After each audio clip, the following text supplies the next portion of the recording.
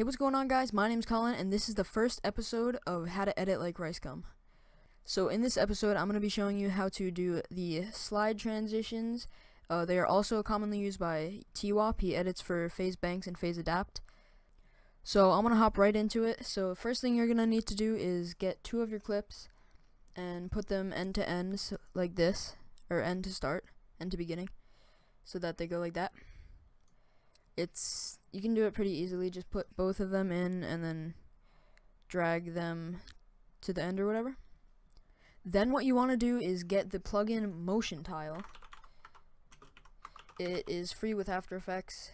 Just look up Motion Tile in the effects thing, and then you're going to drag that onto both of these, both of your clips.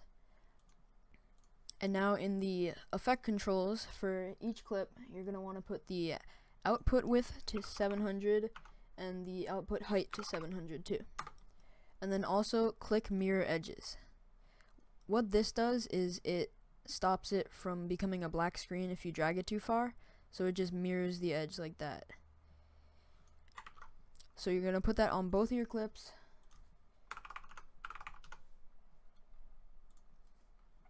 And then you're set for that. So next up, what you're going to want to do is pretty much just, I'm going to preview the video to see where I want it to start.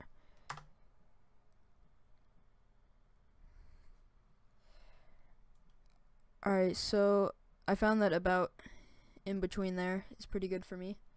It all depends on what clip you're using. It's going to be different for you. Now you're going to click on your clip and you're going to hit S to bring up the scale. And now what you're going to do is bring your marker over to where you want it to start. And then you're just going to hit this little clock button to auto keyframe it. Then you're going to go at the end of your clip and end of your clip, and then zoom out a lot like that. So now it's pretty much just gonna look like this. It's pretty weak so far. It's not that good of a transition yet, but what you're going to do is when he like zooms out like this, he also does like a rotation at the same time. So what you're going to want to do is hit R on your clip, and then also want to keyframe that there. Then bring it to the end of your clip again, and then just rotate it a little bit.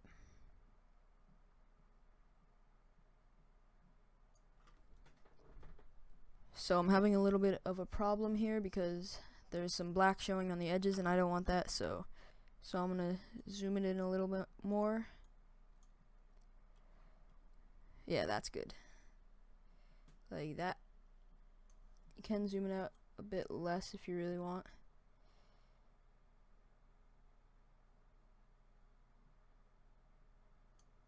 There you go. So it looks like that now. Just a little rotation. And then also he does like a little position movement kind of. So you're going to hit P on your keyboard to bring up the position, and now you're going to right click on the position and do separate dimensions. Now you're going to keyframe both of those at the starting position and then go to the end, and you're just going to play around with it. Like I could go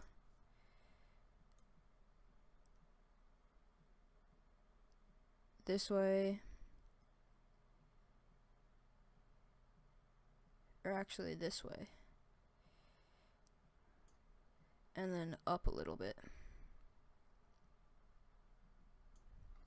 Alright, so now it's going to be looking like this. That's more like his transitions. Alright, so you're going to click on your clip again, and then while you still have this position open, you're going to hold Shift and then press S, and then Shift and press R. This will bring up all of them, and what you're going to want to do is select all of those keyframes and then hit F9 on your keyboard, or right click, keyframe assistant, easy ease. this kind of made it a little bit smoother, but it's still not what we want it because it's kind of sudden. Here's what you have right now. See, it kind of slows down at the end. That's not what we want. So what we're going to do is click this little graph editor down here, and we're gonna select these individually. Like, I clicked on scale right now, and what you're gonna want to do is select this keyframe and bring it out like a lot, and then select this one and then bring it up, so then you have this little arc going down. So this will make it so that it gradually zooms out until the end, where it zooms out like a lot. Now that may be a little too much, so I'm going to bring it back a little bit. And now here's what you have. Still not looking good because you have to do it with all of these. So you're just going to take it and then drag it out, and then drag this one either up or down according to the whether it starts up or down. If it starts down, then you're going to want to drag the second keyframe down, but if it starts up, you have to drag the second one all the way up, which we did on the scale. So now this is what that looks like.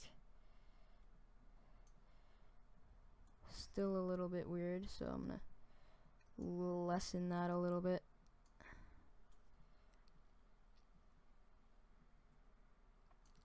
And then you also have to do it with the Y position, so just do that.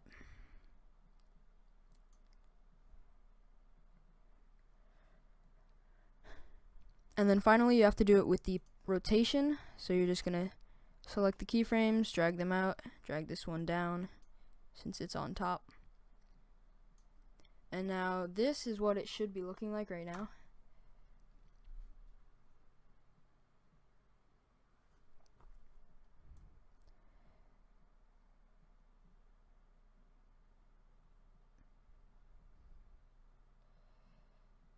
And that's really what you want it to be looking like. It's pretty smooth.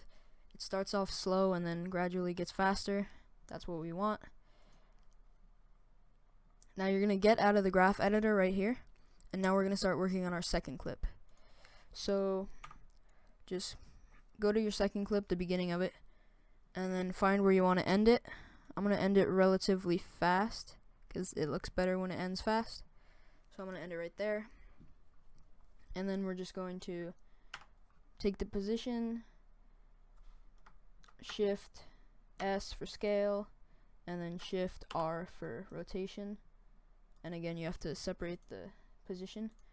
And then you're just going to keyframe all of these at the end where you want it to be normal again. And then at the start of the clip, then you want to be messing around. So in order to actually make it smooth, you have to find out which way this is going.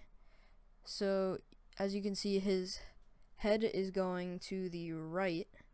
So what we're going to do is bring this one, we're going to make his head go from the left. And then we're going to bring the scale up this time. And then you're just going to mess with the rotation to get it right. And then you're going to see if that fits together. No, it doesn't fit together. So my rotation was wrong, so all you have to do to fix that is make it negative, so negative 25.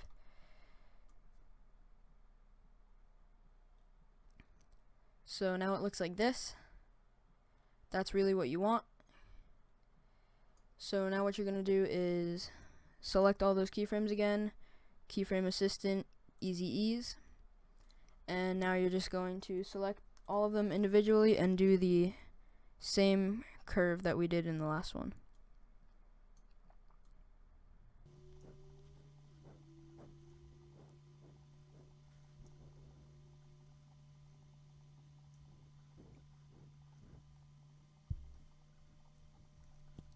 So I've set up all the keyframes and the curves, and now I'm just going to preview it and see what it looks like.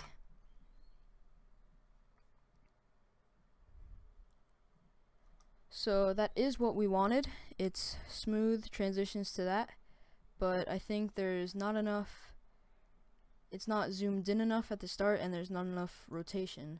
So we're just going to increase the rotation and the scale at the start. You're probably going to have to fix these keyframes now because they get messed up when you adjust them. Just makes them more sharp. And now, if we watch it again, it should be looking good. Yeah, so that's really what we wanted to accomplish. So something else that happens in these transitions is actually a chromatic aberration. If you don't know what that is, it's pretty much like when the red channel and the blue channel are separated. And it's pretty much like when you wear 3D glasses, you have the red eye and the blue eye, and they make one image, and he pretty much puts the aberration on the footage right when it transitions, so it just makes it look a little bit cooler. So there's easy ways to do this, like there's a lot of easy ways to do this, just look them up online, but my easiest is with a plugin. You can either buy this or get it somewhere else. It's called Magic Bullet Looks from Red Giant. If you don't have this plugin, you could either try getting it, or you can find other tutorials. Just look up Chromatic Aberration After Effects tutorial. So what you're gonna do is put this on an adjustment layer. You can make that by doing New Adjustment Layer or Control-Alt-Y on your keyboard. So now that it's on the adjustment layer, you just want to edit it. Now when this is open, you're going to go to Post, find the Chromatic Aberration effect, double click it, and then separate the red and the blue channels. So now it looks like this. He does like a lot of it, so 5 would be a lot, which is pretty good. So we're just going to accept that, and now you have that.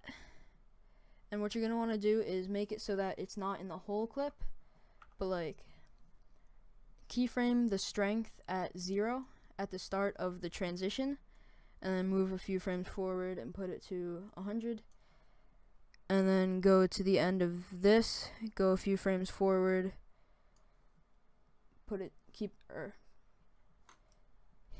click on the adjustment layer, hit U, and then click this thing to keyframe it at 100 again, and then just go to the end of the clip and set it to 0.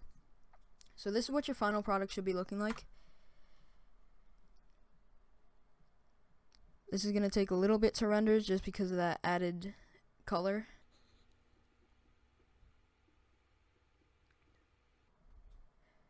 And now that I'm watching that, I realized I made a little bit of a mistake at the beginning of the first zoom out. So as you can see here, it zooms in a little bit, then zooms out. So you're just going to want to select the scale and make sure that it never goes above this line. So you're going to want to bring it down a little bit. So now it's going to look like this. It's not going to zoom out anymore, or zoom in anymore. So now your final product should look like this. Now just to add some finishing touches, this looks good on its own, but something that I've noticed is it moves a lot to the side on this one, but only moves slightly on this one. So you may want to play around with the positions, the X positions. You just go farther, put it like that, readjust your keyframes if you need to. So that's pretty much going to wrap up this tutorial. Leave suggestions in the comments on what I should show next, and leave a like if you enjoyed, subscribe for more videos in the future. Thanks for watching, and goodbye.